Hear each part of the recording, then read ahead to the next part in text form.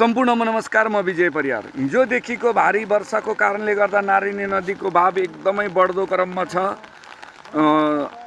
नारायणी नदीका तटमा बसोबास गर्नुभएका सम्पूर्णलाई मेरो हार्दिक अनुरोध छ, आफ्नो सुरक्षाको एकदमै मध्यनजर गरेर सचेत हुनु होला। नारायणी नदीसित जोडिएका पहाडी भेगहरूमा भारी वर्षा आएको कारणले गर्दा नारायणी नदी जतिखेर पनि उर्लेर आउने सम्भावना छ भन्ने कुरा सामाजिक सञ्जाल तथा विज्ञप्तिहरूमा आइरहेको छ। र अर्को कुरा, सम्बन्धित निकायलाई ध्यान आकर्षण पनि गर्न चाहन्छु।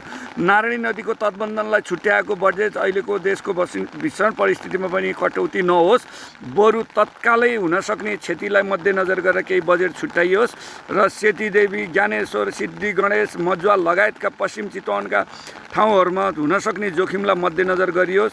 र फेरि म भन्न चाहन्छु, नारायणी नदीमा छुट्याइएको बजेटलाई कटौती नगरिकन अझै बढी थपिएर अब काम गर्न मिल्ने परिस्थिति बनेपछि तत्काल नारायणी नदीको काम भएर हामी नारायणी तटमा रहेका जनताको जीवजनको सुरक्षा गरिदिनु हुनको निम्ति म जोरदार माग गर्दछु। यो भिडियोलाई सक्दो सेयर गरिदिनु हुन पनि म अनुरोध गर्दछु। धन्यवाद।